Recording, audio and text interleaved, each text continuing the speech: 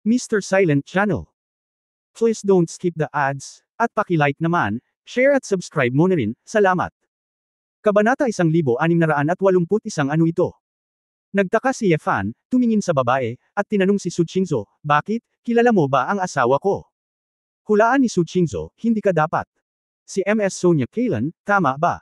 Tumango ang babae na may ngiti sa labi, hindi ko akalain na kilala ako ni Miss Su. Nakilala ba kita noong bumisita ako sa Huahay? Medyo nagulat si Su Qingzhou, ngunit hindi niya inaasahan na hindi siya nagkakamali.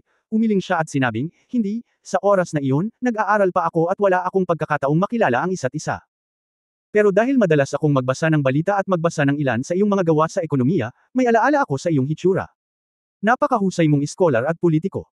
It turned out to be this is too much honor, dapat sabihin na malaking karangalan ko na makilala ang mga pinuno ng SKYEYE. Nakangiting sabi ni Sonia.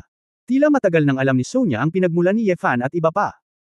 Ipinatong ni Carlock sa kanyang tabi ang kanyang mga kamay sa kanyang balakang bilang hindi nasisiyahan at sinabing, Sinia, huwag ka nang magsalita tungkol dito, bilisan mo at kunin ang pagkain. Mag-dinner muna tayo. Okay, pupunta ako ngayon. Galit kay Carlock. Hindi pa rin maintindihan ni Yefan kung ano ang ginagawa ng babaeng ito, at nagtanong, sino siya? Hindi ba siya ay isang yaya? Anong yaya? Si Ms. Sonia Kailan, isang eksperto sa ekonomiya, ay nasa ganitong estado ngayon. Iilan sa ilang babaeng gobernador ng Magnesium, at sila rin ay malalakas na kandidato para sa susunod na pangulo. Asawa, kadalasan ka bang nagbabasa ng balita para sa wala? Walang imak na sabi ni Su Qingzhou.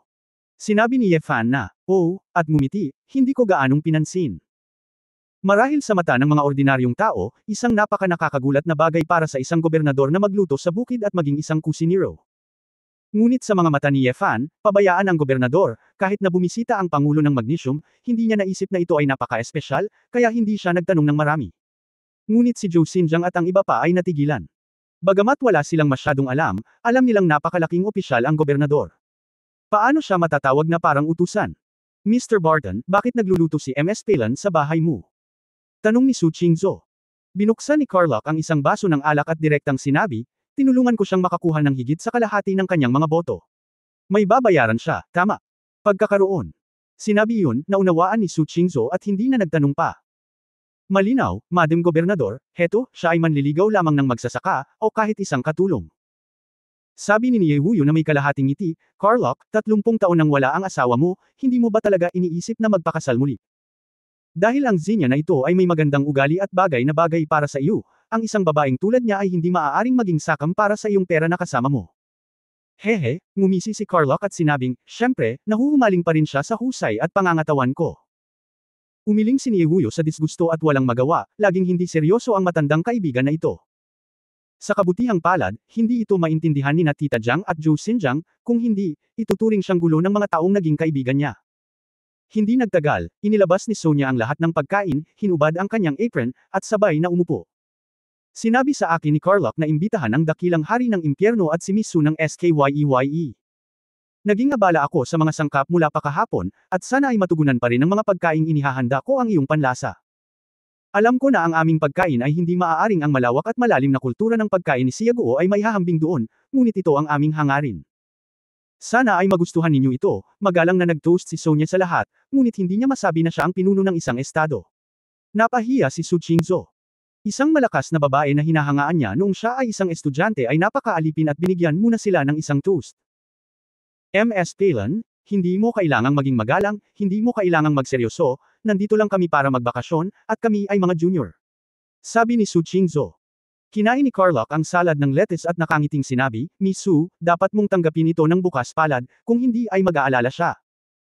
Huwag mong sabihin gobernador siya, hanggat payag kayo ng iyong asawa, natatakot ako na ang mga gobernador ng buong bansa, kasama ang Pangulo, ay maaaring mamatay sa magdamag, at mawala din ang kanilang reputasyon. Sa tingin mo ba ay kaya niyang maging magalang?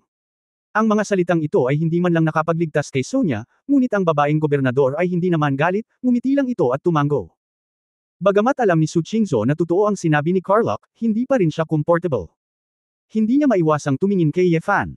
Sa mata ng maraming tao, pareho sila ni Sonia, lahat ay nakasalalay sa mga lalaki. Walang pakialam si Yefan sa mga bagay na ito, habang kumakain ng steak, tumingin siya sa salad ni Carlock at nagtanong, ano ang ibig mong sabihin? Kumain ka na lang ng gulay. Siya ay isang vegetarian, hindi siya kumakain ng karne, at hindi siya nanghihipo ng mga itlog, sagot ni Niuyu para humingi ng tulong. Napakurap-kurap si Carlock, nagulat ako, ang magsasaka na pinakamaraming nagbebenta ng baka sa norte ay siya mismo, huwag kumain ng karne. Hindi ba dahil nakaka-communicate ang magic mo sa mga hayop kaya nag-aatubili kang kainin sila? Tanong pabalik ni Yefan. Kumuha si Carlock ng isang kapirasong mais at kinagat ito, tumanggo at sinabing, tama ang hula mo. Ngunit, anak, alam mo, ang mga tao ay isang uri din ng mga hayop, ngunit ang mga tao ay may kakayahan na wala sa ibang mga hayop. Nagsisinungaling. Gusto kong makipag-usap sa mga hayop dahil hinding-hindi nila ako malilinlang tungkol sa iba pang mga bagay maliban sa ilang mga panlilinlang upang makakuha ng pagkain, sasabihin nila sa akin ang lahat ng nakikita nila ng totoo. Pinutol ni Yefan ang karne, habang casual na nagtatanong, oh, may nakita bang kawili-wili ang mga kaibigan mong hayop kamakailan? Nag-isip si Carlock para sa ilang sandali, ngumunguya, nanginginig ang kanyang balbas, at may bakas ng matinding pag-aalala sa kanyang mga mata. Kamatayan. Natigilan si Niuyu, ano? Umiling si Carlock, hindi kita tinawagan. Ibig sabihin, ang nakita ko kamakailan ay kamatayan. Ang mundo ng mga tao ay unti-unting namamatay. Ang ibig mo bang sabihin ay evolver? Tanong ni Yefan. Sina Carlock at Sonia ay parehong mataimtim na tumingin sa kanya ng kumikislap na mga mata. Alam mo na. Tanong ni Carlock sa malalim na boses. Nagkibit balikat si Yefan, sa daan, dalawang aborigin ang hamarang sa kalsada at ninakawan ako. Nang katayin ko ang isa sa kanila, ang isa ay naghinala na ako ay isang ebolusyonaryo, at sinabi na maraming tao ang namatay kamakailan, na lahat ay pinatay ng ebolusyonaryo. Hiniling mo sa aking ina na makipag-ugnay sa akin at hiniling sa akin na pumunta dito. Dapat mo ring hilingin na siyasatin kung ang taong ito sa ebolusyon ay may kinalaman sa hari. Biglang tumanggo si Carlock at sinabing, oo, narinig kong sinabi ni Thor na ang Dharma King na nabaliw ay maaaring peke. Maaaring may kontrol ang mga Diyos sa likod ng mga eksena, at sa sandaling umalis ang Dharma King, lilito ang ebolusyonaryo, at ang oras ay masyadong mahaba. Nagkataon lang. Sumimangot si Niuyu at sinabing, sino ang evolutionary na taong ito, saan siya nanggaling, ano ang ginawa niya, at bakit siya pumatay ng tao? Nakita mo na ba ito dati? Oh, Victoria, ang dami mong tanong. Saan kita sisimulan sagutin? Ibinuka ni Carlock ang kanyang mga kamay. Sinabi ni Yefan, mayroon bang anumang impormasyon? Dapat matagal mo na itong iniimbestigahan. Ngumisi si Carlock kay Sonia, naintindihan ni Sonia, pumunta sa sofa, kinuha ang kanyang briefcase, at kumuha ng tablet. Lumapit siya sa hapagkainan, binuksan ang isang video, at ibinigay ito kay Yefan. Ito ang tanging video ng mga aktibidad sa ebolusyon na mayroon tayo sa kasalukuyan. Na-encrypt ito ng federal na pamahalaan, at hindi ito na-i-circulate sa labas. Iyong kamahalan Lucifer, natalo mo na ang hari ng France, at hindi ka labisan na maging pinakamataas na powerhouse sa underground world ngayon, ganap. Ang autoridad ng ang gobyerno. Inimbitahan ka naming pumunta dito sa pagkakataong ito, na talagang kahilingan namin mula sa National Security Bureau. Nais din ng Pangulo na pumunta ka at tingnan, ano ito? Kabanata 1682 Coincidence. 1682. Kinuha ni Yefan ang tablet computer, nag-click sa play, at matiyagang pinanood ito at maingat. Ang ipinakita sa screen ay isang marangyang American mansion. Sa sofa, nakaupo sa sofa ang isang nasa katanghaliang gulang na lalaki na may salamin at maharlikang ugali at nagbabasa ng mga libro.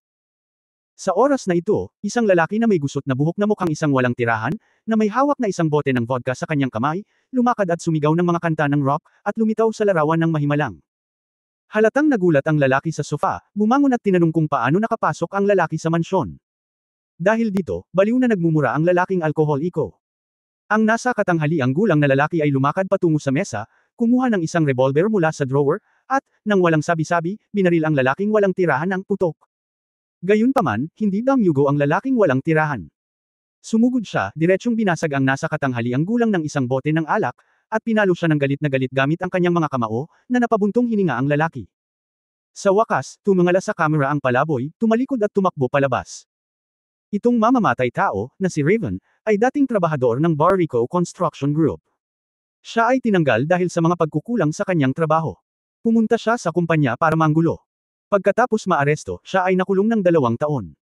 Sa nakalipas na 2 taon, siya ang kanyang ina at asawa ay namatay, at ang kanyang anak na babae ay kinuha ng kanyang tiyahin at ayaw siyang makita. At ang biktimang napatay ay ang presidente ng Barrico Group, si Leap Barrico. Napabuntong hininga si Sonia, sa orihinal, ang bagay na ito ay isang kaso ng pagpatay na may sama ng loob, ngunit ang problema ay si Raven ay sadyang walang kakayahan na masira ang mga bodyguard at mga hakbang sa seguridad ng pamilya Barrico. Malinaw na kinunan siya sa video, ngunit hindi siya napinsala. Matapos patayin si Leap, nawala siya, at hindi namin nasubaybayan ang mga galaw ni Raven sa mga araw na ito. Bakit hindi natin mahanap? Baka naglalakad siya sa labas, at walang kamera na nakakakita sa kanya. Nasa syudad siya, at wala siya sa ligaw, di ba? Kakaibang tanong ni Su Qingzhou. Napangiti ng mapait si Sinia, Miss Su, ang problema ay na-check namin lahat ng kamera na na-install na baka may clues, pero hindi pa rin namin nakitang nagpakita ulit si Raven.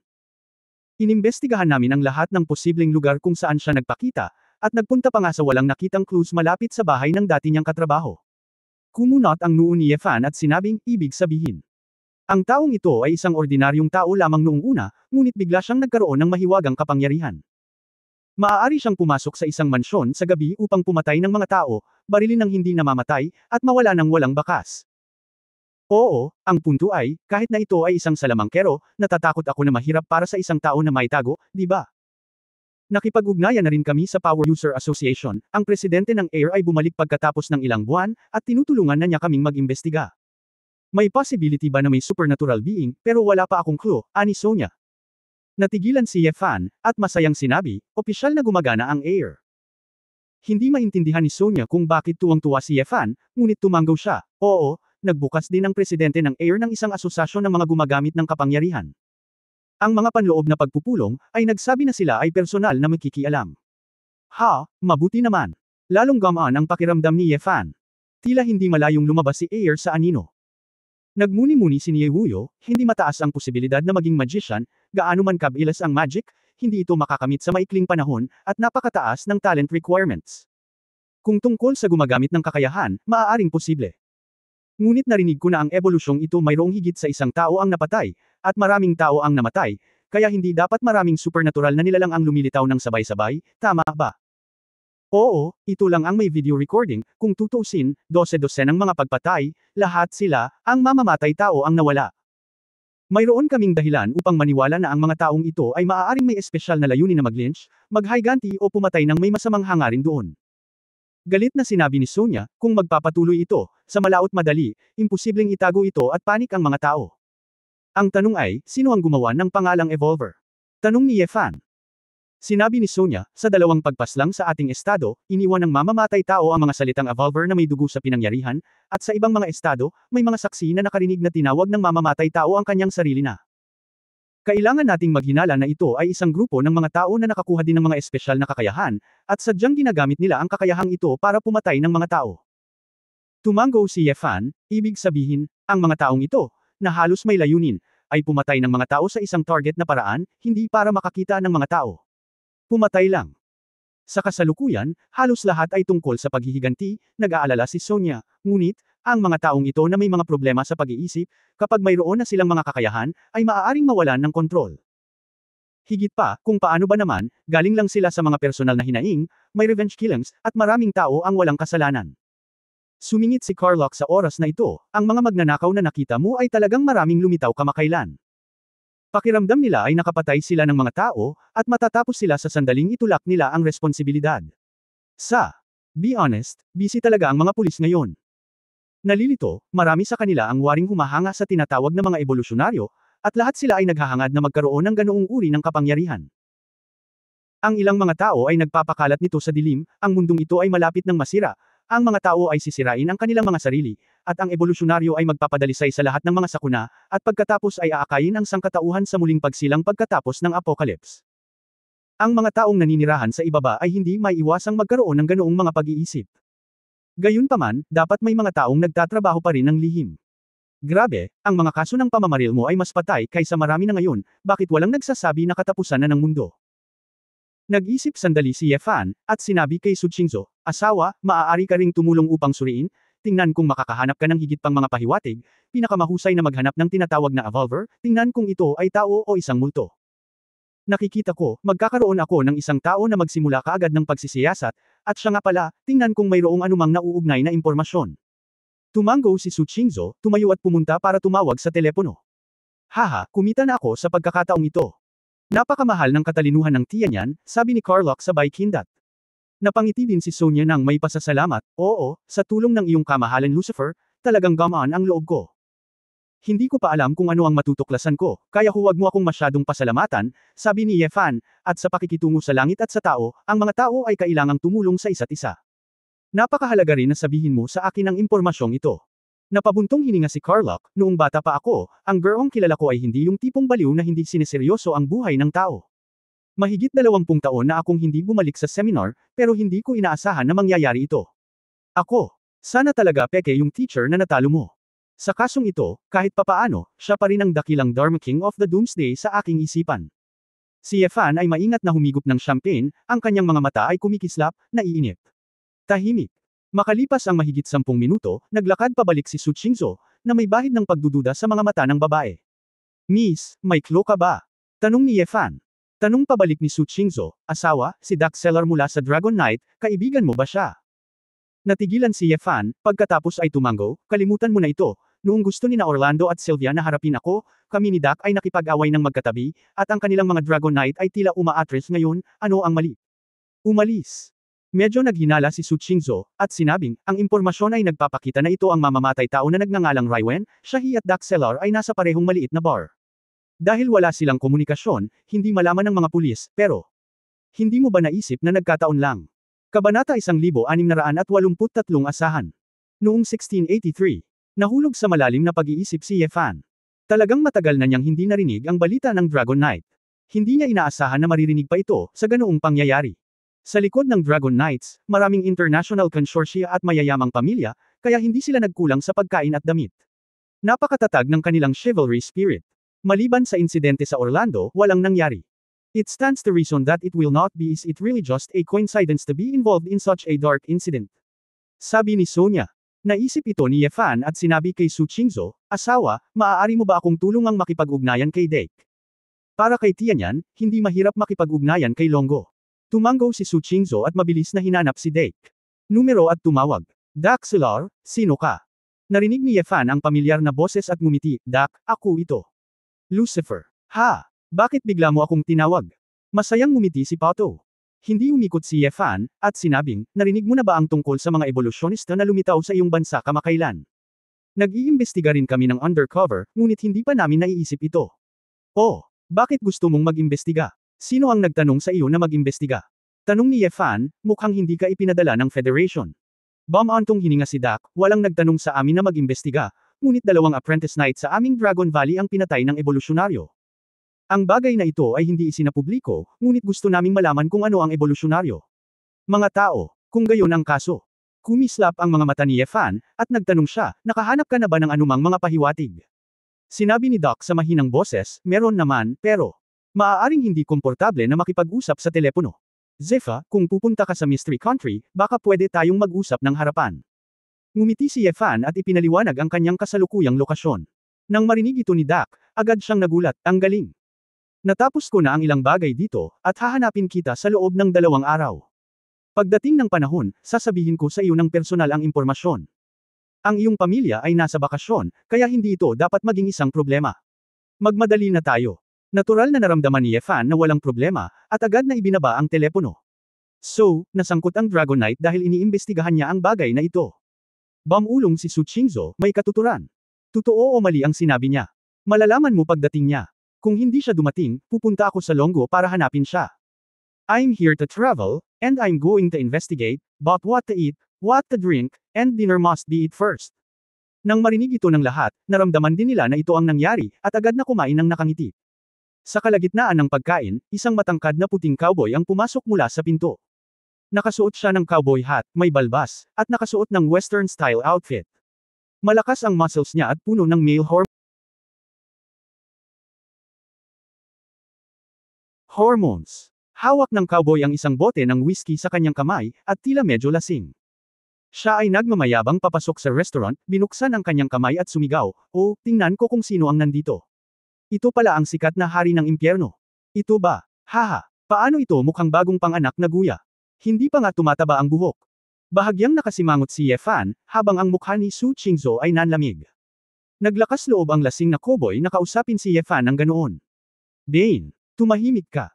Ibinaba ni Carlock ang kanyang baso ng mabigat at tinitigan ang cowboy at sinabing, lumabas ka. Bahala ka na bumalik sa bar o sa quadra, huwag kang mahiya sa harap ng mga kilalang bisita.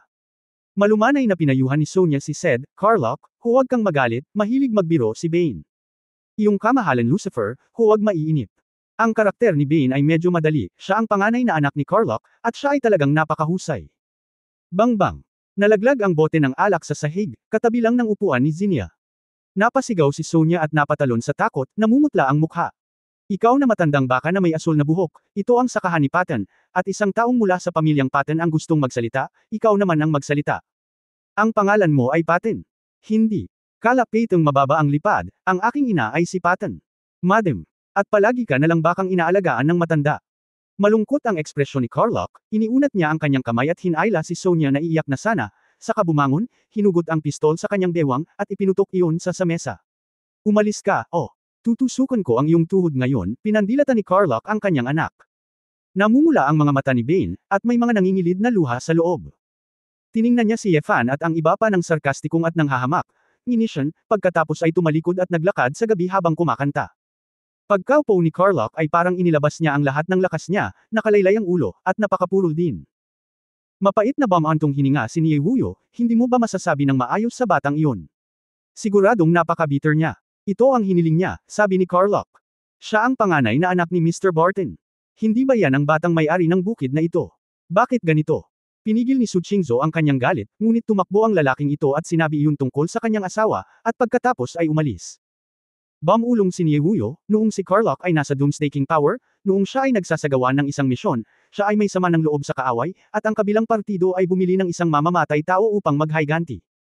Ang mga ordinaryong mamamatay, syempre, ay hindi makakatulong kay Carlock, ngunit ang kabilang partido ay naghahanap ng isang makapangyarihang sinaunang mandirigma. Ano ang? Ang mas nakakadiri ay hindi si Carlock ang pinuntirya ng kabilang partido, ngunit pinatay ang ina ni Bane, ang layunin ay gawing malungkot ang buhay na si Carlock habang buhay. Ang bait ni Bane sa mga oras na iyon, at walang magawang pinagmamasdan ang kanyang ina ay namatay sa kanyang harapan, kaya galit siya sa mga sinaunang martial artist mula noong siya ay bata, iniisip na ang sinaunang martial arts ay isang masamang puwersa. At wala siyang talento sa cultivation, kaya gusto niyang maghayganti, ngunit wala siyang magawa, lalo pa ang paghahanap ng mamamatay, wala siyang magagawa. Nang maglaon, pinatakbo ni Carlock ang bukid ng may kapayapaan ng isip dito, at hindi na lumahok sa paghahari ng Doomsday, na bahagyang sanhi ng insidenteng iyon. Diretso ang interrupt ni Carlock, Victoria, masyado kang nagsasalita. Nagkibit balikat si Niewuyo at huwag ka nang magsalita pa. Ang kawalang kasiyahan ni Yefan ay unti-unting nawala. Ang pagkabata ng Bane na ito ay medyo katulad sa kanya. Pinagmasdan din niya ang kanyang inampon na bumagsak sa kanyang harapan. Ngunit wala siyang magagawa. Kung maghihiganti siya at papatayin ang mga taong Nalson, maaaring mabuhay muli si Hu Shaoqin. Handang patayin ni Yefan ang libu-libo sa kanila, ngunit sa kasamaang palad. Hindi na niya mabubuhay muli ang mga patay. Pero itong si Bane ay wala man lang siyang kakayahan o pagkakataon na maghayganti. Siya ay likas na may hinanakit sa kanyang puso, at normal na magkaroon ng pagtatangi laban sa mga sinaunang mandirigma. Ang larangan ng paningin ng isang kabayo ay mas malaki kaysa sa isang tao, ngunit ang kabayo ay kailangang sakyan. Ang dahilan ay napakasimple, umasa. Mas mahalaga kaysa sa pagtingin sa unahan. Isa siyang cowboy, at kung gusto niyang manahin ang bukid, kailangan niyang matutong umasa sa halip na mamuhay sa nakaraan. Sabi ni Carlock sabay abot at tapik sa balikat ni Sonia as a sign of comfort. Napangiti si Sonia at umiling, halatang sanay na siya. Pagkatapos ng pagkain, pinaakyat ni Sonia ang lahat para pumunta sa ayusin ang guest room. Bagamat bukid ito, tahanan din ito ng mayaman. Likas na maluho at puno ng western style ang lugar na tinitirhan niya. Hindi nagmamadaling umakyat si Yefan para magpahinga. Maraming bagay sa kanyang isipan na kailangang tahimik at pag-isipan. Kaya kumuha siya ng bote ng beer sa ref, at habang umiinom, naglakad siya palabas ng bahay. Sa sandaling ito, natagpuan niya ang isang figure sa tabi ng bakod ng mga hayop sa kanyang harapan na umiinom ng nakakasikal na alak. Kakapasok lang ni Bane sa bahay at nagwala. Nang marinig ni Bane ang paggalaw ng pinto ay napalingon din siya sa likod. Nang makita niya si Yefan, may malungkot na tingin sa kanyang mga mata. Ngumisi siya at pinagpatuloy ang pagtingin sa mga baka. Kabanata 1684 na ibahagi ang kaunlaran ng mundo. 1684. Si Yefan ay walang anumang opinyon sa pagtatangi ng kaibigang ito. Hindi siya nagsalita, at hindi siya nagkusa na magdulot ng gulo, kaya tumalikod siya at naglakad patungo sa kwadra, gustong makita kung paano nakolekta ang mga kabayo dito. Ngunit sa sandaling ito, ibinuka ni Bane ang kanyang bibig at sinabi, ang malakas na hari ng impyerno, ang pinakamataas na Panginoon ng mundo sa ilalim ng lupa, ay tinawag kong Guya, hindi mo ba gustong humanap ng daan pabalik? Oh, alam ko, ikaw ay isang malakas na tao. Kaya wala kang pakialam sa pagkakaroon ng kaparehong kaalaman sa isang mababang antas na langgam na tulad ko, di ba? Haha, nakakapagtaka yan. Tapos kung papagalitin pa kita ng ilang salita, hindi ka magagalit. Kung tutuusin, ikaw si Lucifer, dapat ay napakamapagbigay mo, tama? Huminto si Yefan, bagamat ayaw niyang patayin ang anak ng magsasaka sa unang araw, ngunit kung sobra-sobra ang taong ito, wala siyang pakialam na pumatay ng mga tao. Nilingon ni Yefan ang kanyang ulo at sinulyapan si Bane, ngunit nang tumingin siya, tila may libu-libong kutsilyo ni Senador Han na direktang nakausli mula sa anino ng impyerno.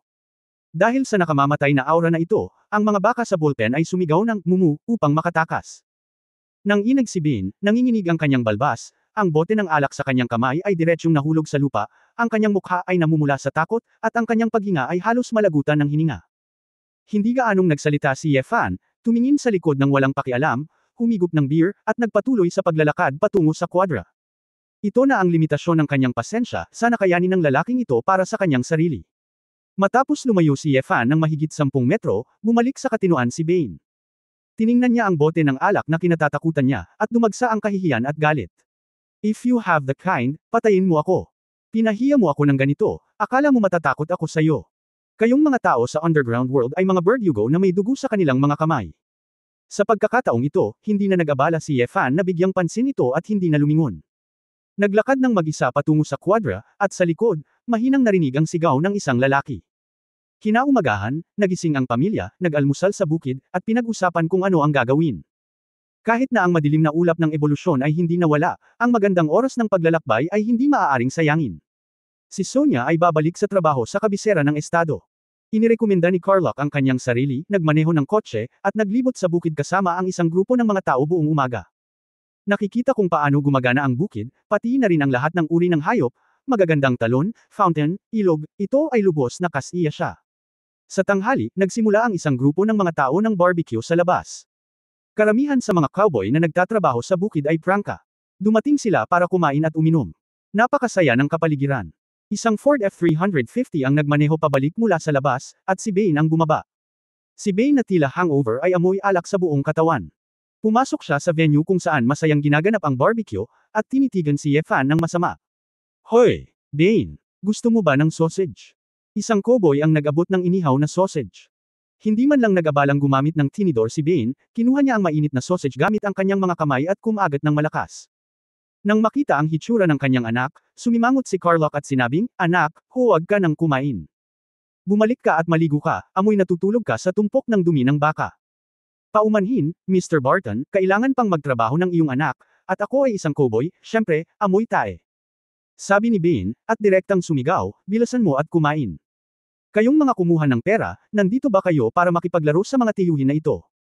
Pagkatapos kumain, magmadali at sumakay sa kabayo. Kailangan nating bumalik." Nang makita ang mga cowboy na nakasakay sa kanilang mga kabayo na walang magawa, handang pumasok sa trabaho, nagliwanag ang mga mata ni Su Qingzhou, hinawakan ang braso ni Yefan at sinabing, "Asawa, gusto ko ring sumakay ng kabayo, maaari mo ba akong turuan?" "Anong nakakatuwa sa pagsakay sa kabayo, magmaneho ka lang kung saan mo gustong pumunta," sabi ni Yefan. Malungkot na tinitigan siya ni Su Qingzhou, "Pumunta ka sa bukid para maglaro, mahirap ba para sa iyo na turuan akong sumakay?" Medyo natarante si Yefan sa nakita, hehe awkward na ngumiti, "Okay, kung ganoon. Maghiram tayo ng kabayo." Sa sandaling sinabi ni Yefan kay Carlock, kaagad na pumayag si Carlock. Nang si Carlock ay naghahanap ng mamumuno sa isang kabayo palabas, biglang inalok ni Bane ang sarili.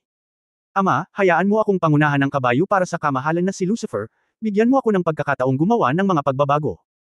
Kinusot-kusot ni Carlock ang kanyang mga mata at inisip na ayos lang, ngunit nagbabala pa rin siya, "Huwag kang magulo, pangunahan ang pinakamahusay na kabayo." Ngumisi si Bane, "Habang nag-uutos ka. Dati.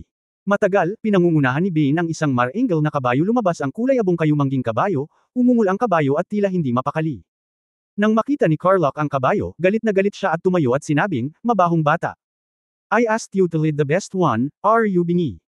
Ano ang mali, ama? Ito ay isang thoroughbred na kabayo. Hindi pa ba ito sapat?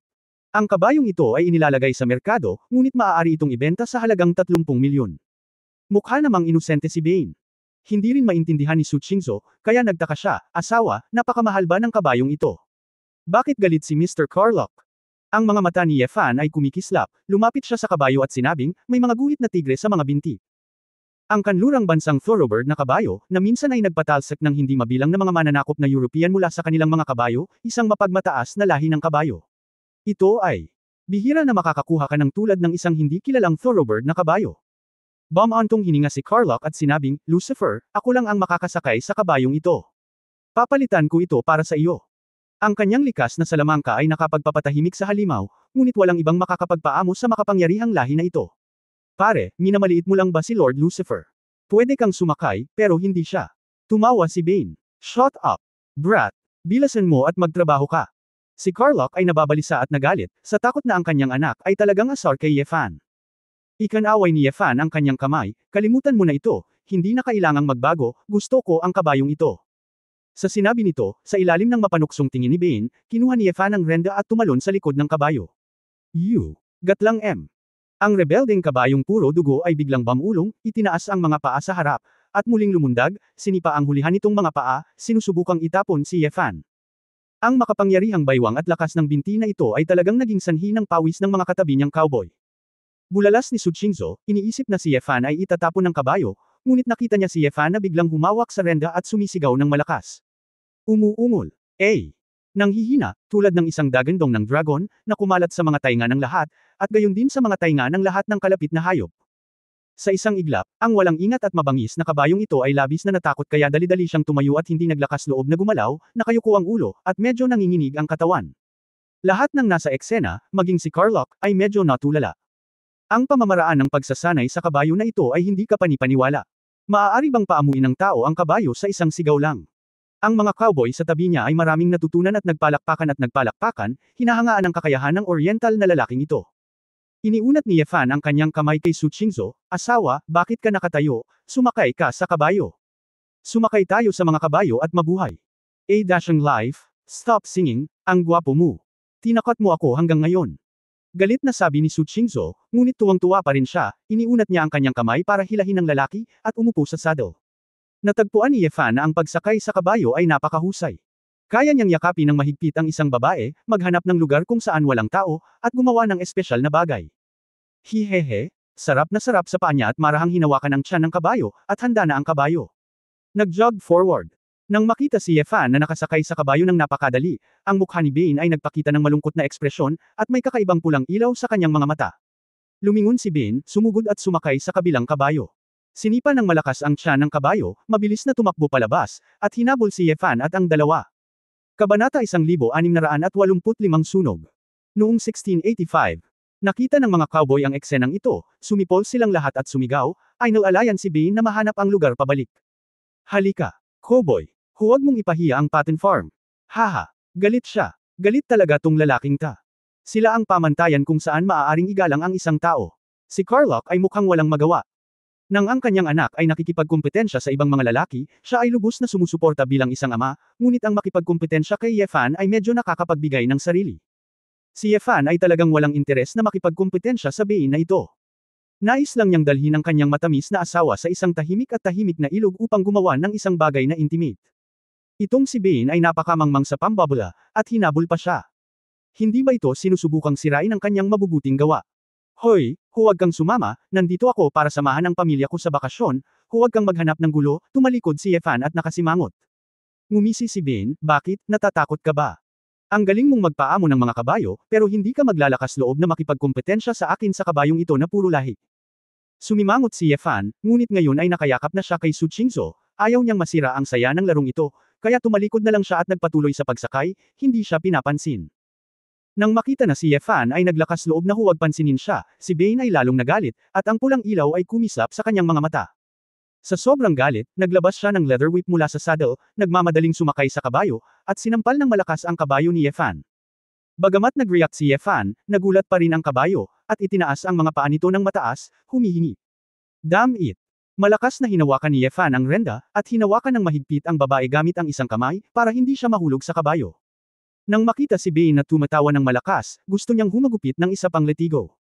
Ayaw nang magtiis pa ni Yefan, pinahit ang ulo ng kabayo, inabot at hinawakan ang letigo. Sa sandaling ito ng kidlat, ang kamay ni Yefan ay parang bakal na buto, at siya ay ganap na hindi nasaktan nang hawakan niya ang letigo. Sa halip, ipinulupot niya ito at hinayla pa ng kaunti. Sumigaw si Bane, at direktang kinaladkad mula sa likod ng kabayo ng puwersang ito. Bagamat damo, nagtaas din ito ng putok ng buhangin at alikabok, at agad na nasaroon ng loob si Bane. Ang eksena ng nakakahiyang pagbagsak na ito ay nakita ng mga cowboy sa di kalayuan, at natural na tumawa sila ng malakas. Hoy! Bane! Ayos ka lang ba? Naaamoy mo ba ang dumi ng kabayo? Sigaw ng mga cowboy, nagbibiro. Kitang-kita nila ang eksena kanina lang. Iyon ay labanan ni Bane, at hindi nila siya pinansin. Ginamit niya ang letigo para pilitin siya, ngunit kinaladkad siya palabas ng kabayo. Hindi na kailangang suriin ang kompetisyon. Si Bane, na nakaramdam ng matinding kahihiyan, ay tumitig kay Yefan, at sa parehong oras, hindi maipaliwanag na galit siya sa kanyang kawalan ng kapangyarihan at pagkabigo sa harap ng mga sinaunang mandirigma. Bakit? Bakit? Tao rin sila, bakit ang mga taong ito ay may talento ng sinaunang martial arts at magic, at maaaring maging higit sa iba? Bilang isang ordinaryong tao, kahit anong pilit niya, hindi niya maipaghiganti ang kanyang ina, at maaari lamang siyang year-oka ng mga taong ito magpakailanman. Hindi patas. Hindi patas. Pinandilatan ni Bane si Yefan at umungol, humihingal, pakiramdam na parang nagninangas ang kanyang tiyan, at ang hangin na ibinuga mula sa kanyang mga baga ay amoy usok. Huchi! Huchi! Hindi comfortable si Bane, ngunit ang galit sa kanyang isipan ay lalong nag-uumapo. Orihinal na binalak ni Yefan na umalis kasama si Su Qingzhou, ngunit nang makita niya ang maliwanag na pulang ilaw sa mga mata ni Bane, hindi niya maiwasang magulat. Asawa! Siya! Paano siya? May napagtanto rin si Su Qingzhou, ang kanyang mga mata ay nagpapakita ng pagkagulat. Hindi gaanong nagsalita si Yefan, at diretsyong niyakap si Su Qingzhou at bumaba sa kabayo, hinayaan ang babae na tumayo sa likuran at huwag gumalaw.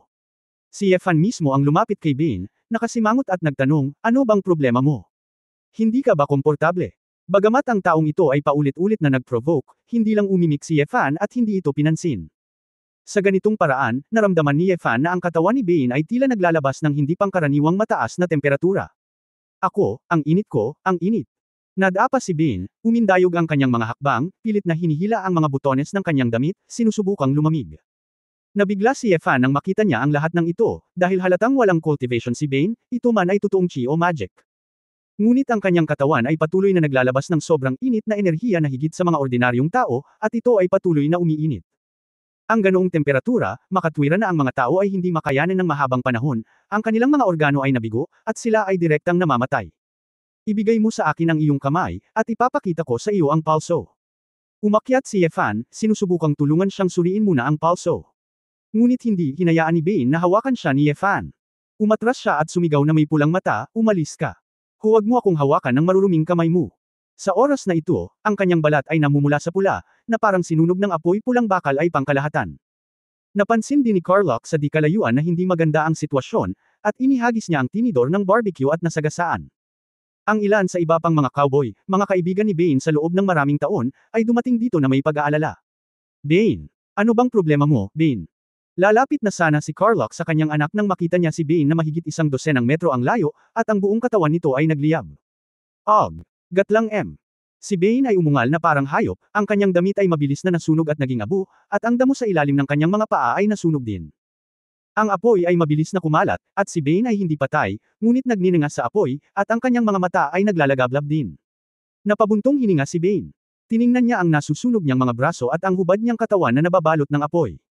Tila nag-aalangan siya, at may bakas ng hindi paniniwala. Ito. Ano ito? Ito si Bane. Oh my God, buhay pa siya. Nag-usap ang mga cowboy, hindi naglakas loob na lumapit. Hindi pinansin ni Bane ang mga mata ng mga taong nakapaligid sa kanya sa mga oras na ito, napabulong na lang siya sa sarili, totoo ba? Hindi siya nagsinungaling sa akin. Totoo ang lahat. Ano ang pinagsasabi mo? Sino ang nagsabi sa iyo ng ano? Matigas na sabi ni Yefan. Tumawa si Bane ng, hehe, at may bakas ng pagkagulat at matinding excitement sa kanyang pagtawa. Malungkot ang mukha ni Carlock, Bane. Teka, anong nangyayari? Sinong may gawa sa'yo? May nakilala ka bang evolutionary? Pagkatapos ng ilang segundong katahimikan, mayabang na sinabi ni Bane na nakataas ang ulong nagliliyab, sinabi niya, hindi ko alam kung ano ang evolusyon. Ang alam ko lang ay maganda ang pakiramdam ko ngayon. Pagkatapos magsalita, lumingon si Bane para tingnan si Yefan at nagmamadaling umakyat. Isang nasusunog na lalaki na tila sinisindigan ng gasolina ang sumugod. Bagamat maaaring direktang patayin siya ni Yefan gamit ang layunin ng espada, siya ay anak ni Carlock pagkatapos ng lahat, at may mga bagay pa ring dapat malaman, kaya hindi madaling patayin siya ng direkta. Umiwas si Yefan at iniwasan ang kanyang maalab na suntok. Bane, tumigil ka. Huwag mong saktan si Lucifer. Galit na sabi ni Carlock. Offensive. Pinahiya niya muna ako. Tiningnan ni Bane ang kanyang kamay at pansamantalang ibinato ito kay Ye-Fan, at talagang naghagis siya ng bowl ang apoy. Natural at madali itong naiwasan ni Ye-Fan, ngunit ang bowl ang apoy ay nagpasiklab ng isa pang piraso ng tuyong damo, at ang apoy sa pinangyarihan ay mabilis na kumalat. Susunugan mo lang ang pastulan. Sumimangot si Ye-Fan. This is my ranch. Don't worry about it. Don't you call yourself the ultimate powerhouse? What is escaping? Do you dare to fight me upright? Sabi ni Bane, at muling sumugod kay Ye-Fan. Kabanata 1686. 1686. Ay natural na hindi naabutan ang footwork ni Ye-Fan sa bilis ni Bane, kaya't siya ay nagpabalik-balik, na nagpapataas lamang ng lugar ng apoy. Sa oras na ito, napansin din ni Niewuyo at ng iba pa ang paggalaw sa labas, at lahat sila ay nagmamadaling lumabas. Nang makita ang eksenang ito, ang mga mata ng Phoenix ni Niewuyo ay napuno ng galit, at isang dark magic power ang tumatakbo sa kanyang mga kamay. Mga kadena ng kaluluwa. Sa sandaling itinaas niya ang kanyang kamay, lumipad ito palabas na parang itim na kadena, at nang hilahin ito ni Niewuyo, mabilis na tinalian ng kadena si Bane. Gatlang M. Ang katawan ni Bane ay umaalon sa apoy, napilipit ang kanyang katawan sa sakit, na parang nagdurusa. Kahit na bigla siyang nagkaroon ng superpower na nagliliyab, hindi niya mapigilan ang black magic ni Niewuyo na kontrolin ang kanyang kaluluwa. Ang mga cowboy sa tabi nila ay natulala, at sila ay umatras, nang ahas na huwag lumapit sa magulong digmaan sa pagitan ng mga Diyos at mga demonyo. Nang marinig ang sigaw ng kanyang anak, nag-aalalang nagtanong si Carlock, Victoria. Anong ginagawa mo? Siya si Bane. Sa halip, nagtanong si Niewuyo sa malamig na boses, gusto kong tanungin ka, nasusunog ang anak mo, ano ang ibig mong sabihin sa paghabol at pagpatay sa anak ko? Nagpout si Ye-Fan at ngumiti ng mapait na. Ayos lang ako. Shut up. Paano kung masaktan ka? Gusto kanyang patayin, bakit hindi mo na lang siya patayin? Galit na sabi ni Niewuyo. Natigilan si Ye-Fan, bagamat alam niya na si Niewuyo ay gumagawa ng malaking kaguluhan, ngunit naiintindihan niya ang pakiramdam ng pagprotekta sa guya. Kung tutusin, kung iisipin mo ito mula sa ibang pananaw, kung makakita ka ng ibang bata na humahabol sa grupo, kahit alam mong karamihan sa kanila ay hindi masasaktan, magagalit ka. Hindi mapigilan ni Ye-Fan na makaramdam ng mainit na pakiramdam sa kanyang puso, kahit pag-alitan siya ni Niewuyo, matutuwa siya rito. Nang makita ang nakamamatay na hangarin na kumikislap sa mga mata ni Niewuyo, biglang sumigaw si Carlock, Victoria. Nakikiusap ako sa iyo. Para sa kapakanan ng isang matandang kaibigan sa parehong klase, huwag mo siyang patayin. Magtanong man lang tayo, ano ba talaga ang nangyari? Ano? Ang mga mata ni Niewuyo ay maulap at hindi sigurado, na parang nag-aalangan kung iiwan ang nakatagong panganib na ito. Umiling si Ye-Fan at sinabi kay Su Qingzhou na nasa likuran niya, asawa, huwag kang mataranta, bakit nakatayo ka pa rin dyan? Si Su Qingzhou ay bumalik sa kanyang katinuan, at pagkatapos na paalalahanan ng lalaki, naalala niya na tila siya ang pinakabagay. Nagsimula na ngayon. Nagmadali siya ng 2 hakbang at sinabi kay Niewuyo, Nay, sasama ako. Kaagad, mahusay na ginamit ni Su Qingzhou ang mga pagsasanay ng Xuanming clan. Ang kanyang magagandang mata ay naging asul na yelo. Ang Xuanwei Zhenjing, Xuanming Tiangang at iba pang mga pamamaraan ay lubos na pamilyar at pinagsama, kaya ang kapangyarihan ng Xuanming na magpakilos ng dugo ay napakadaling gamitin. Mabilis na hamupa ang nakakapasong init sa hangin, na parang bumalik sa normal sa loob ng ilang segundo, at pagkatapos ay biglang lumamig. Hoy! Nang inig ang isang grupo ng mga cowboy at tumakbo palayo. Maliban kay Ye-Fan, halos lahat ay napatingin sa babaeng tila balot ng nyebe sa pagtataka. Na-freeze ng 1,000 milya. Ipinakita ni Su Qingzhou ang kakaibang kakayahan ni Xuanming, at sa sandaling natapakan niya ito, nakasentro ang lupa sa kanyang kinatatayuan, at mabilis na kumalat ang malamig na agos. Parang isang malaking puting bulaklak ng yelo, bigla itong namumukadkad sa damuhan. Ang damo ay mabilis na nagyelo, at ang apoy na kanina pa nagngangalit ay nilipol ng malamig na hangin ito. Naramdaman ni Ye-Fan na ang temperatura ay medyo nakakatakot, at nag-aalala na si Bane ay magyayelo hanggang mamatay, kaya pinaalalahanan niya si Su Qingzhou, huwag masyadong mababa, walang saysay kung magyayelo ka hanggang mamatay. Nakaramdam ng sobrang kahihiyan si Su Qingzhou, hindi niya alam kung paano itaas ng kaunti ang temperatura, kaya kailangan niyang subukang tunguhin ang Bane, Bingyan Huifeng. Isang malamig na agos ang bumalot sa katawan ni Bane, tulad ng isang bugzo ng malamig na hangin, na pinatay ang higit sa kalahati ng apoy sa katawan ni Bane. Ngunit itinikom ni Bane ang kanyang mga ngipin, at ang apoy ay malapit nang lumabas muli. Sumimangot si Su Qingzhou, at ang 2 malamig na agos ay mabilis na pinakawalan, at sa wakas ay nabalot si Bane ng mga kristal ng yelo, ang kanyang balbas ay natatakpan ng yelo, at siya ay nahulog sa lupa. Bane. Pagkatapos ay nagmamadaling lumapit si Carlock, binuhat ang malamig na anak, tumalikod at sumugod sa bahay. Kung ang temperatura ng katawan ay patuloy na masyadong mababa, isang aksidente ang magaganap, at kailangan niyang tulungan ang kanyang anak na magpainit. Nang makitang pansamantala na ang sitwasyon, lumapit si Ye-Fan at pinisil ang macelan na mukha ni Su Qingzhou, hindi masama, ang mga kasanayan sa paggamit ng kapangyarihan ni Xuanming ay nagiging mas mahusay. Ang aking asawa ay hindi tamad tuwing weekday. Si Su Qingzhou ay pinuri ng lalaki. Bagamat masaya siya sa kanyang puso, sa panlabas na anyo pa rin siya ay naiinis. Malamig niyang inalis ang kamay ng lalaki, at galit na sinabi, huwag mong gawin ito, mayroon akong ilang libra at ilang tail sa sarili ko. Alam na alam ko. Lumapit si Wuyo na may kontentong ngiti sa oras na ito, hehe, Xiao Shu, hindi ko inaasahan na magkakaroon ka ng ganitong kasanayan. Ang paggamit ni Xuanming ng kapangyarihan ng tubig ay talagang mas malakas kaysa sa isang salamangkero ng tubig. Kung ito man ay ang purong kalidad ng enerhiya, o ang bilis ng paglabas at ang mga diskarteng ginamit ay nagbubukas ng mata para sa akin. Nay! Nanalo ka na ng premyo, napakababa ko pa naman. Nahiya si Su Qingzhou, at ngumiti at ibinaba ang kanyang ulo. Nagpout si Ye Fan, bakit niya purihin ang kanyang sarili, at purihin ang kanyang ina, iba ang reaksyon ng manugang na babae. Okay, pumasok tayo at tingnan, at itanong kung ano ang nangyayari. Kinawayan ni Ye Fan ang kanyang kamay at nanguna sa paglalakad pabalik sa bahay. Itinuring na basura ang barbecue na ito sa gitna. Sa sandaling ito, ang mga cowboy ay tumingin kay Ye Fan at sa kanilang tatlo ng walang kapantay na sindik at takot, at lumayo ng isa-isa. Pagdating nila sa main house, nakita ng lahat si Bane na nakabalot ng kumot at nakahiga sa tabi ng furry place. Si Carlock, na may haggard na hitsura ng kanyang ama, ay nakaupo roon na nagdaragdag ng kahoy, ang kanyang mga mata ay nag-aalala. Gising na si Bane, at tila walang masama sa kanya ang apoy at pagyayelo kanina. Bumalik ang tingin niya kay Ye Fan at sa kanilang tatlo, malungkot pa rin at nagtatampo sa kanyang mga mata. Kagabi, saan ka nagpunta? Umupo si Ye Fan sa sofa at direktang nagtanong. Napakakaya mo, tingnan mo sarili mo, natatawang sabi ni Bane. Pinulot ni Carlock ang isang piraso ng kahoy at hinampas sa ulo ang kanyang anak, mabahong brat. Sabihin mo na. Sabihin mo lahat. Sa tingin mo ligtas ka na ngayon. Muntik ka nang mamatay. Kinagat ni Bane ang kanyang mga ngipin, ngunit alam din niyang hindi siya magaling kung makikipagtulungan siya, baka mamatay talaga siya, kaya pinigilan niya ang kanyang galit, tinitigan si Ye Fan ng may galit, at sinabing, sa bayan, isang bar. Aling bar?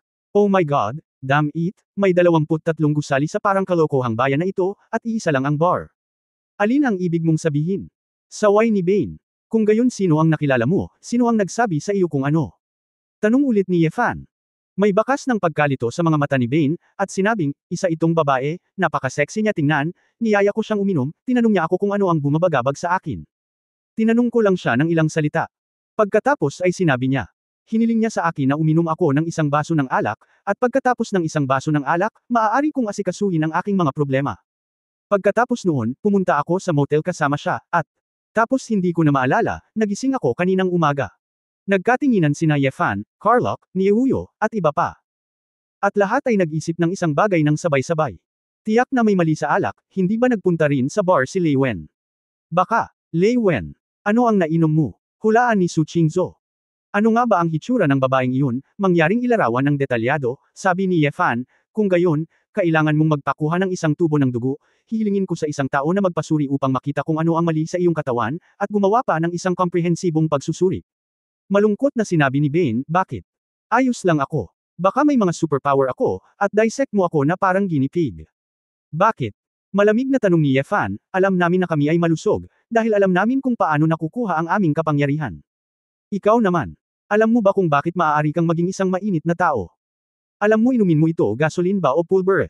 Susunugan ka ba nito hanggang mamatay, alam mo ba talaga? May bakas ng takot at pag-aalala sa mga mata ni Bane, ngunit sa pagkakataong ito, tahimik. Evolver, nagngagat ang ngipin ni Carlock at same time na sinabi, kung ipapaalam mo sa akin kung sino ang nasa likod ng lahat ng ito, hinding-hindi ko siya pababayaan. Sa sandaling ito, ang tunog ng mga sasakyan ay nagmumula sa labas, at isang cowboy ang tumakbo sa pintuan at sumigaw, Mr. Barton, isang bisita ang narito. Kabanata 1687 babala. 1687. Si Carlock ay nasa masamang kalagayan, at galit na nagtanong, sino? Si Ye Fan at ang iba pa ay medyo nataranta, at si Carlock ay naguguluhan din, na parang wala siyang natatandaang dumating na mga kabataang babae. Sa sandaling ito, tumapak ang matataas na takong sa kahoy na tabla, at ang tunog ng malulutong na yabag ay dumating. Isang payat na puting braso ang humila sa cowboy sa pinto palayo, Mr. Cowboy, pwede mo ba akong hayaan? Tila nanlambot ang buto ng cowboy, kaya tumabi siya ng nakangiti, at nagmamadaling pinapasok ang babae. Ang babaeng dumating ay isang dalaga na mukhang nasa 20s, matangkad at matangkad, 1.7 metro ang taas, blonde, asul ang mata, sweet looking, nakasuot ng kumikinang na pulang damit, tuwid at balingkinitang mga binti, at isang supermodel figure. Hindi katakataka na ang mga cowboy sa labas ay tumingin sa babae, at ang kanilang mga mata ay nagliwanag. Nang makita ni Bane sa kwarto ang dalaga ay tumalon ito at napatayo bigla na halos mahulog ang kumot sa kanya. Ikaw, kagabi mo. Nang marinig ang nagulat na mga salita ni Bane, agad na naunawaan ng lahat na ang babaeng ito ang misteryosong babaeng nakilala ni Bane sa bar kahapon. Pumasok ang dalaga sa silid at hindi na nagulat nang makita ang hitsura ni Bane. Ngumiti siya at sinabi, "Mahal, tila matagumpay mong nabuksan ang landas ng ebolusyon. Binabati kita, naging pag-asa ka ng sangkatauhan, isang ebolusyonaryo." Ano? Tumingin si Bane sa kanyang sarili na hindi makapaniwala, nanginginig ang buong katawan, Ako ay isang ebolusyonaryo. Ang balita ng evolutionary beings ay kumalat na sa mga tao, at si Bane ay natural na nakakaalam ng ilan, ngunit hindi niya inaasahan, ako talaga ang naging evolusyonaryong tao na napapabalitang pumatay ng mga tao sa lahat ng dako. Puno ng galit ng isang ama ang mga mata ni Carlock. Lumapit siya sa babae at tinanong, "Sino ka? Anong ginawa mo sa anak ko?" Ang batang babae ay ngumiti ng kaakit-akit, "Iyong kamahalan ang Beastmaster, ikaw ay isang salamangkero, hindi mo ba mapapayagan ang iyong anak na magkaroon ng kapangyarihang higit pa sa mga ordinaryong tao? Ang gagawin ko ay hayaan ang iyong anak na magkaroon ng kontrol sa kanyang sariling kapalaran. Isa na lang itong pagkakataon para mabigyan siya ng kislap ng pag-asa. May dapat bang ikagalit? Maaari mong tanungin ang iyong anak, hindi ba ito ang nais niya?" Humakbang si Carlock at hinawakan ang leeg ng dalaga. "Hindi kailangan ng anak ko na maging isang bastos na ebolusyonaryo. Sabihin mo sa akin, paano ko maibabalik ang anak ko sa dati?" Ang mukhang hindi nahihirapang huminga si girl dahil sa pagkakasakal, ngumiti pa rin siya ng bahagya, "Evolution is the only way to have the future. Do you mean to make your son degenerate? Ayokong sabihin sa iyo ang parehong mga teorya tulad ng mga baliw na ito. Mabilis na gumawa ng antidote." Malakas na sabi ni Carlock. "Patawarin mo ako, ang ebolusyon ay parang panahon, hindi na mababaligtad, walang panlunas." Napangiti tuloy ang dalaga. Ang mga mata ni Carlock ay nagpakita ng nakamamatay na layunin, "Sa tingin mo ba ay hindi ako maglalakas loob na patayin ka?" Bilang wika niya, patuloy na lumakas ang kamay ni Carlock. Sa oras na ito, si Bane ay nagmamadaling umakyat, hindi alintana ang kanyang kahuberan, at hinawakan ito sa braso ni Ama, "Ama, huwag mo siyang patayin. Wala siyang ginawang masama. Anong pinagsasabi mo?" Hindi makapaniwalang tumingin si Carlock sa anak. Patuloy na sumigaw si Bane, "Tama siya, ako mismo ang pumili ng kapangyarihang ito, at napakaganda ng pakiramdam ko ngayon. She just gave me the opportunity to control my destiny, what's wrong with this? Hindi kaya ang taong nagbigay sa akin ng pabor ay ang kaaway ng aming pamilyang Patton? Nababaliw ka na ba? Alam niya ang aking pagkatao, ibig sabihin ay dumating siya na handa at sadyang naglagay ng bitag. At alam mo ang iyong sarili ano ang iyong nainom." Inis na inihagis ni Carlock ang dalaga sa lupa. Ngunit nagmamadaling lumapit si Bane, hinayla ang babae, at nag-aalalang nagtanong, "Ma'am, okay ka lang ba?" Ngumiti ang babae, "Ayos lang, masyado kang maalalahanin." Pagkatapos magsalita, sinabi ng dalaga kay Carlock, "Beastmaster. Your Excellency, you are wrong, hindi ako pumunta para sa pamilya mong Patton. Hindi magtatagal para ipaalam sa mga taong ebolusyonaryo na maunawaan ng mga tao sa mundo, at parami ng parami ang mga tao na sasabak sa daan ng ebolusyon sa oras na iyon, mauunawaan mo na ito ay isang bagong mundo lamang na papasukin ng mga tao. Ang iyong anak ay magiging pioneer sa mga ebolusyonaryo at pinuno ng bagong sangkatauhan sa hinaharap." Si Yefan ay patuloy na nakatitig sa babae, "Palagi kong nararamdaman na may mali, kaya lumapit ako at nagtanong, kung gayon, sino ka?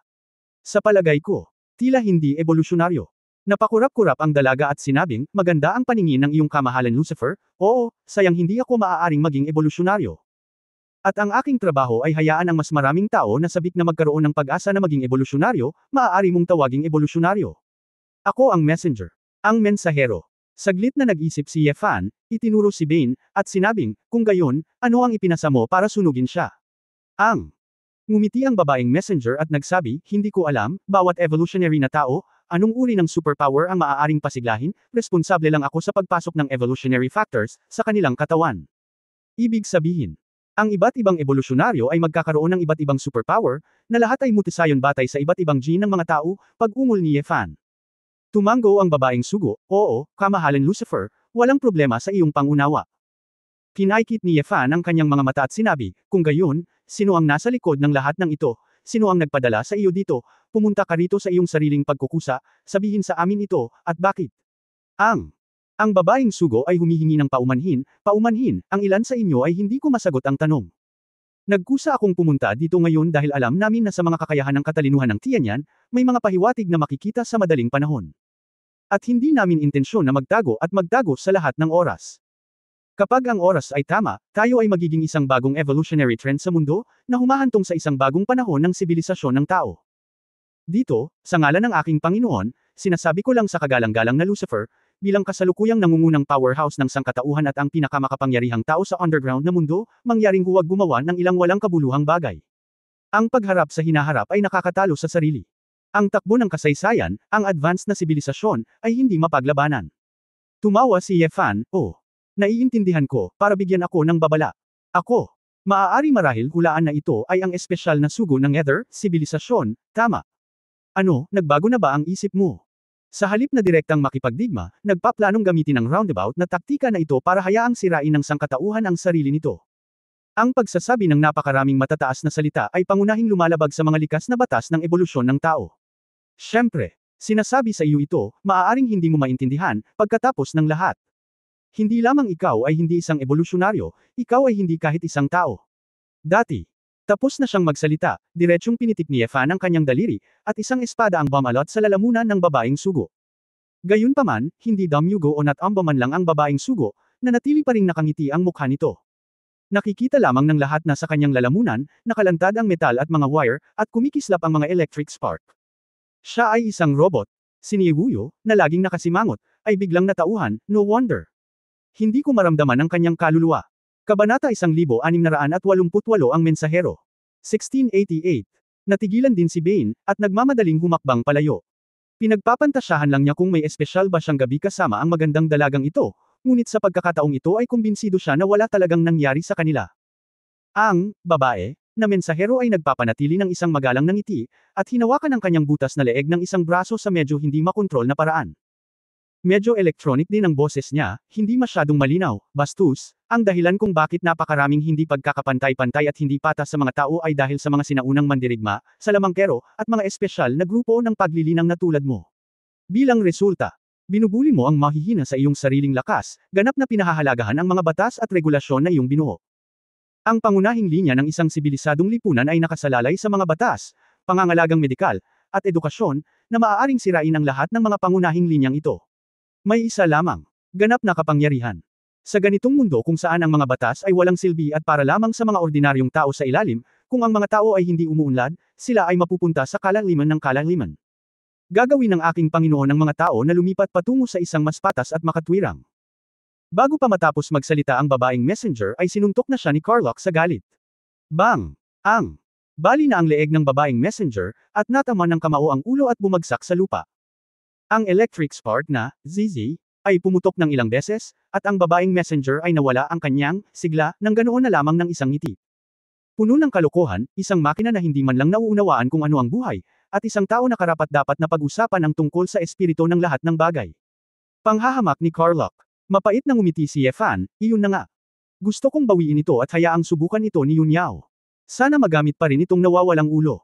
Hinawakan ni Su Qingzhou ang kanyang mukha at bamulong, sasabihin ko lang. Bakit ang ganda ng balat at ang manipis ng mga pores, ito pala ay isang robot. Naninigas ang mukha ni Yefan, at napatitig siya sa babae, ang utak ng babae ay nag-circulate oo naman, 108,000 milya ang layo nito sa isang lalaki. Si Bane ay mukhang bigo, nakatingin sa patay na batang babae, at pagkatapos ay sa kanyang mabangis na mukhang ama, na may bakas ng kabalintunaan sa kanyang mga mata. Pare, paano ka na-provoke ng messenger na ito? Tama ba siya? Nakalimutan mo kung paano namatay ang iyong ina. Tinutulungan tayo ng tinatawag na batas para makapaghiganti at mahuli ang mamamatay tao. Tanong ni N.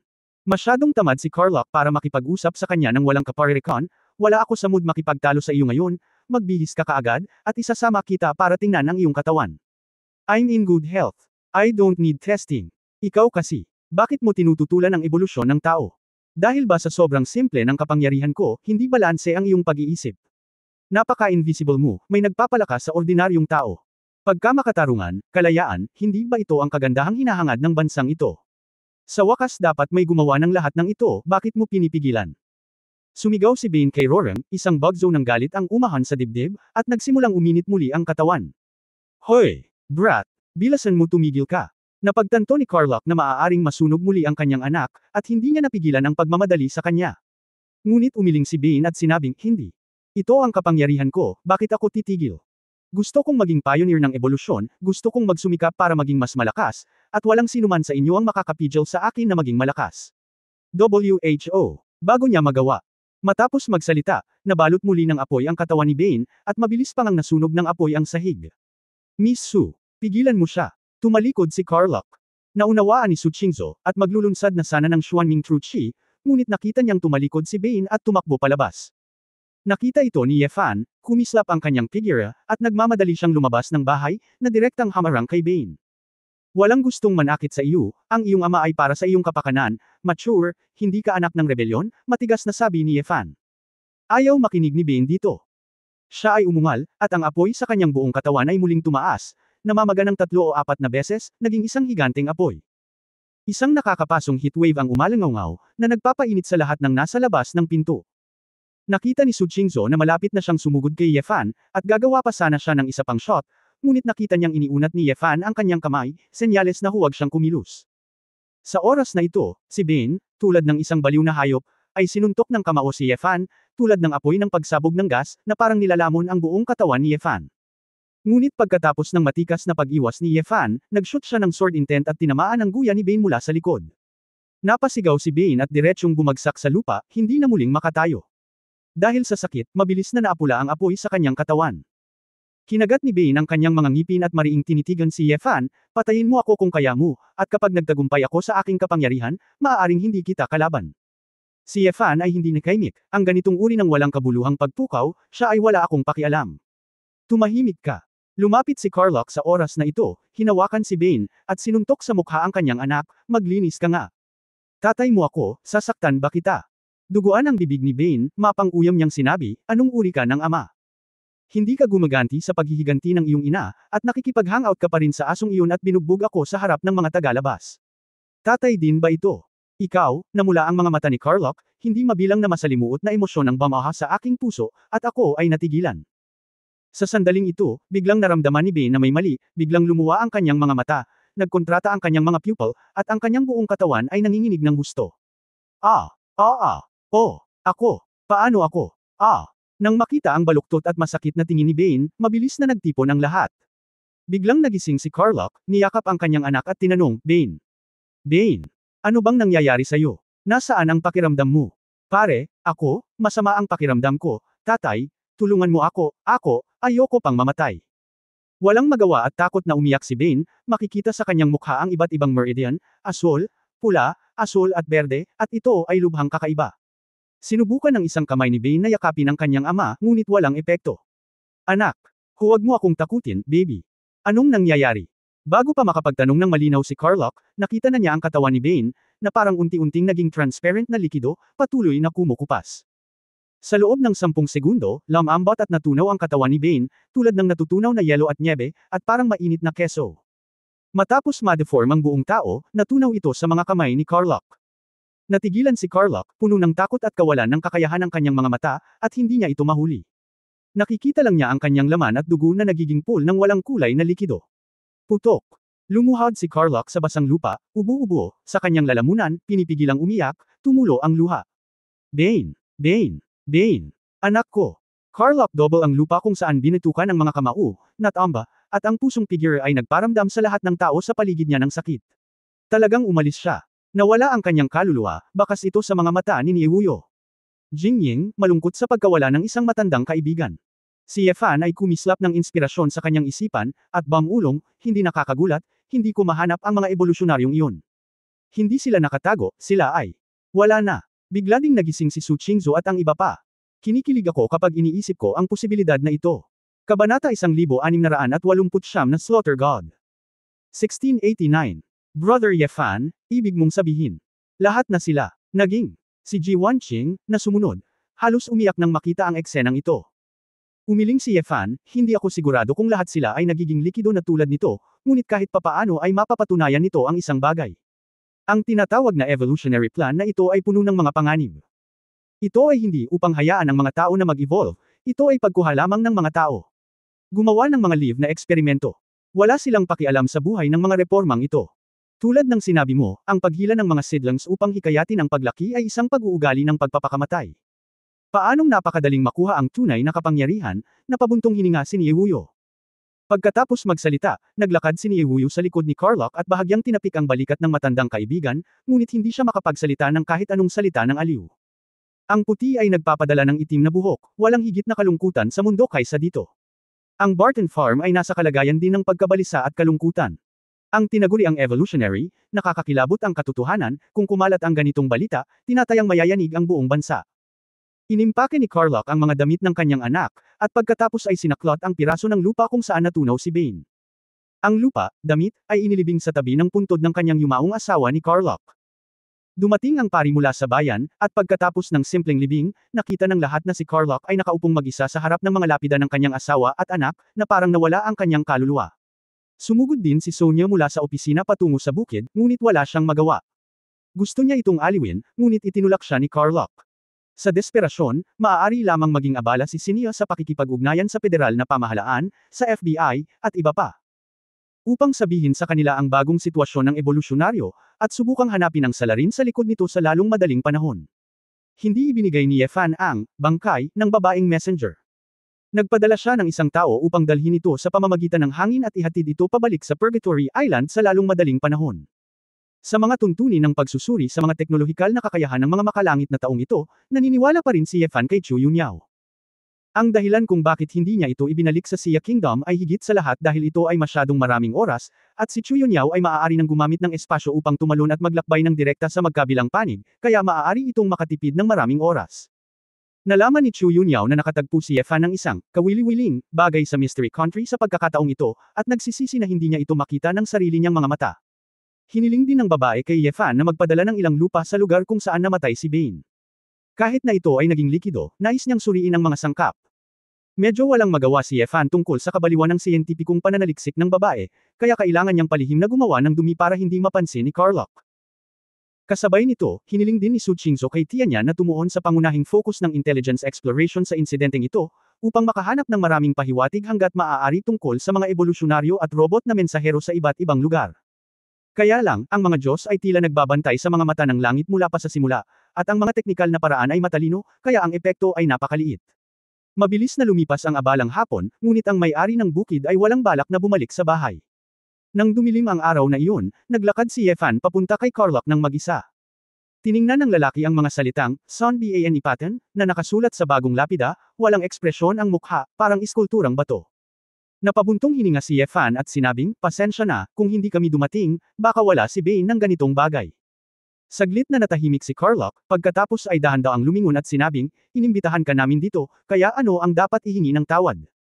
Sumimangot si Yefan, kahit na sinabi niya iyon, ngunit ang kanyang puso ay hindi natutuwa kung tutusin, aalisin ko ang aking pamilya bukas, sa kasong ito, ang sakahan ay dapat maging matatag. Ang Special Envoy of Heaven Endman is probably targeting me, kasi napigilan ko ang plano nito. Kaya, mas mabuting kumilos akong mag-isa. May bakas ng kalungkutan sa maulap na mga mata ni Carlock, Lucifer. Alam mo, hindi lahat ng ama sa mundong ito ay kailangang ilibing muna. Asawa, para mailibing muli ang anak. Akala ko noon, hanggat iniiwasan ko ang mga madugong unos na iyon at hindi ako umikot para maghiganti sa aking mga kaaway, kahit papaano ay iligtas ko si Bane sa kapahamakan. Ngunit ngayon naiintindihan ko na ako ay mali. Ako ay mali, may mga bagay na hindi maiiwasan. Kung hindi ko piniling mamuhay ng semi-retired na buhay, kung sinuportahan ko si Bane, kahit sinubukan kong maghiganti, sanayin ko siyang maging isang malakas na tao. Kung gayon, marahil ay hindi siya magiging labis na nahuhumaling sa kapangyarihan, at kapag siya ay umalis, siya ay labis na ayaw. Pagkasabi noon, bumangon si Carlock sa lupa at sinampal ang takot sa kanyang mga kamay at katawan. Alikabok, unti-unting naging matalas ang kanyang mga mata. Wala akong pakialam kung ang nag-uudyok sa likod ng mga eksena ay isang dayuhan na halimaw, o isang sugo ng etheric na sibilisasyon, o kahit na kung ito ay ang Diyos na dati nating pinaniwalaan. Ang alam ko lang ay patay na ang lalaking ito. Ang aking nag-iisang anak, kaya't sumusumpa ako sa ngalan ng isang matandang walang anuman, Ama, ito ay mamamatay, o ako ay mamamatay. Nang matapos magsalita si Carlock, iniunat niya ang kamay at marahang hinaplos ang lapida, ibinaba ang ulo at hinalikan ito, saka tumalikod at humakbang pabalik ng bahay. Bahagyang kumunat ang noo ni Yefan, at nalaman niyang naglalabas si Carlock ng tuloy-tuloy na daloy ng mga alon. Ang magic energy ay isang espesyal na uri ng espiritual na pagbabago-bago. Bagamat hindi ito malakas, maaari itong kumalat ng napakalayo. Para bang naging communication tower ang katawan ni Carlock, na patuloy na naglalabas ng signal. Kapag lumayo si Carlock ng 100 metro kapag kaliwat kanan, sa lahat ng direksyon, maraming ibon at ibon ang nagsimulang lumipad sa kalangitan. At kung saan hindi nakikita ni Ye Fan, ang mga ahas at mga insekto sa damuhan ay tumatakbo sa paligid, nagtatago ng mga ligaw na lobo, mga ferret at iba pang mga hayop ay tumatakbo. Sa loob ng ilang milya, ang mga hayop at reptilya ay naging parang isang maayos na hukbo. Ang ilan sa kanila ay nagmamadaling lumabas sa kanilang mga pugad, habang ang iba ay nagsimulang tumambang at tumayo sa tabi. Nakaupo sa sofa sa sala, kausap nila si Su Qingzhou. May naramdaman din si Nihuyo. Lumakad siya sa bintana na may malabong tingin at nakita ang mga ibon sa kalangitan, nag-iisip. Victoria, si Carlock, na pumasok sa silid, ay tumingin kay Nihuyo sa oras na ito, at sinabing, gusto kong mag-higanti, sa tingin mo ba sasama sila sa akin?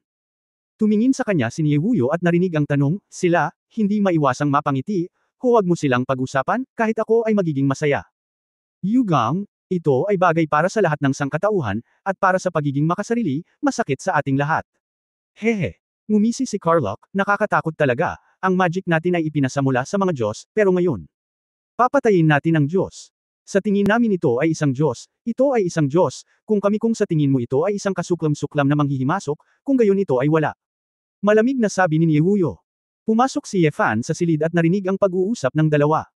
Hindi niya maiwasang mapangiti. Paanong tila ito na naman ang ritmo ng pagtitipon ng hari ng katapusan ng mundo? Gayunpaman, ito ay talagang isang magandang bagay para kay Ye Fan. Maaari talaga siyang mag-isa, ngunit kung ang mga espesyal na sugo mula sa langit at mga tao ay nakadeploy sa mahabang panahon, ang labanan na ito ay malamang na malakihan o maging pandaigdigan. Sa makatuwid, kailangan talaga ni Ye Fan ng maraming tulong kung may digmaan sa iba't ibang lugar. Sa sandaling ito, sumimangot si Carlock at tumingin sa madilim na kalangitan sa labas, may darating. Natigilan si Ye Fan, iniisip na hindi niya ito napansin, paano niya ito napansin noon pa? Posible kayang talagang maging pangitain niya ang mga ibong iyon sa langit. Kabanata 1671 hadlang. Nang makita ang pagdududa ni Ye Fan, ngumiti si Nihuyo at sinabing, tama ang hula mo, kayang kontrolin ni Carlock ang mga hayop at maging mata at tainga niya. Kakaiba ang magic.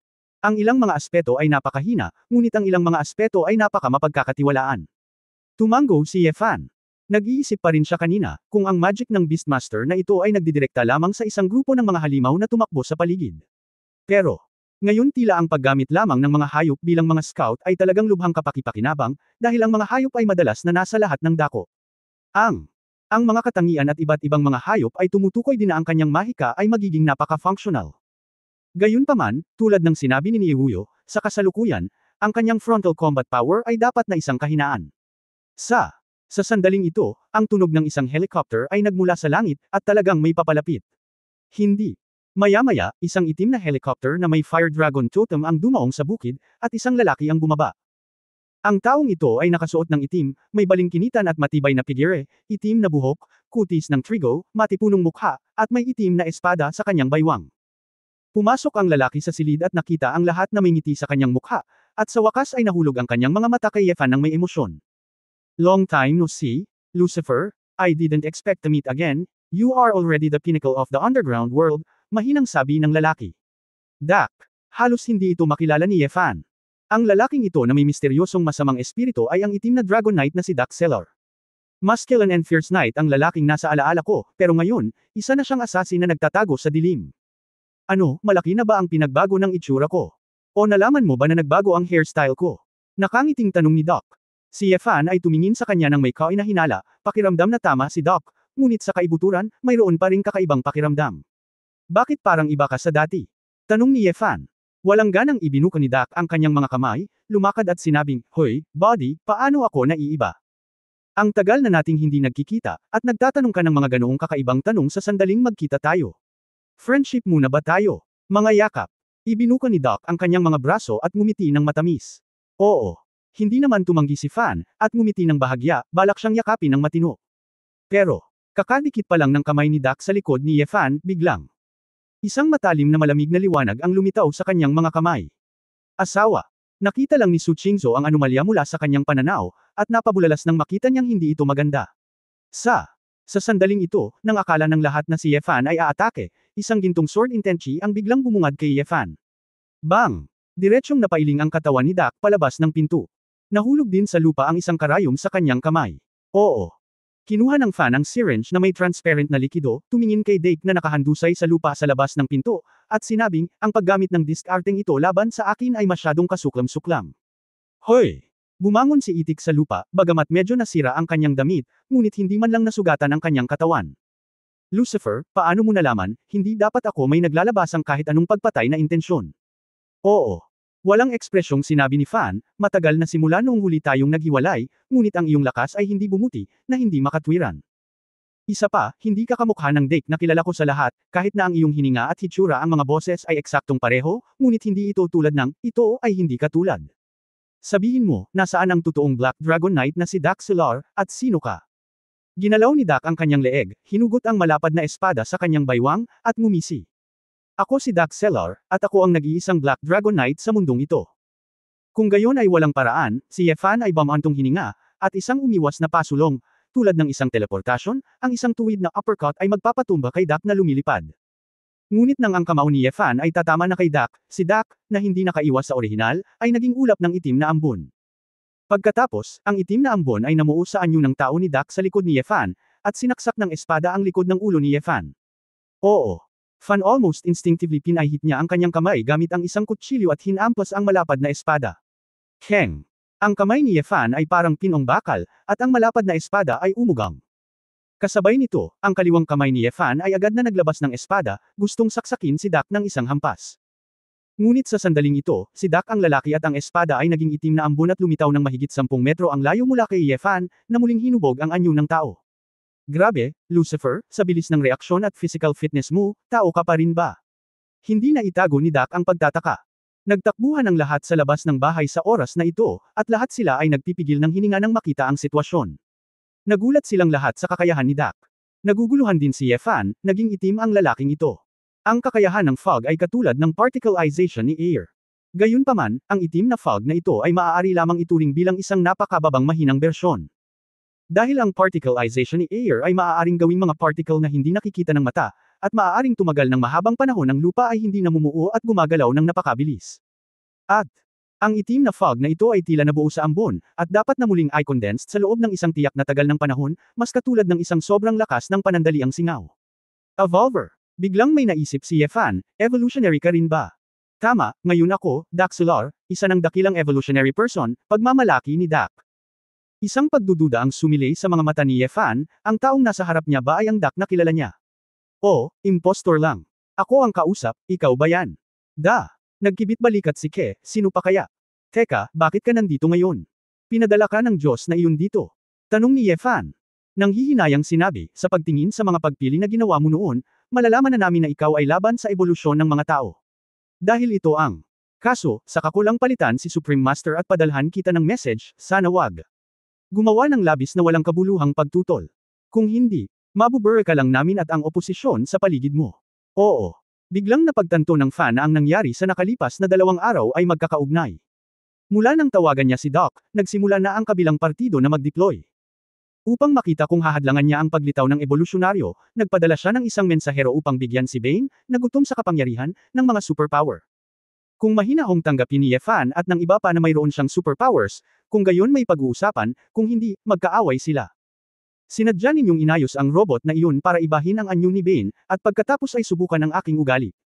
Nang marinig ang tanong ni Yefan, tumango si Doc, sa kasamaang palad, tila hindi mo naiintindihan na ang ebolusyon ay para sa mga ordinaryong tao. Malaking kahalagahan sa buong sangkatauhan. Dahil ikaw ay magiging isang hadlang sa pag-unlad ng sibilisasyon, kung gayon syempre kailangan naming lipulin ka. Pagtatapos ng kabanatang ito. For more updates, click on the notification bell.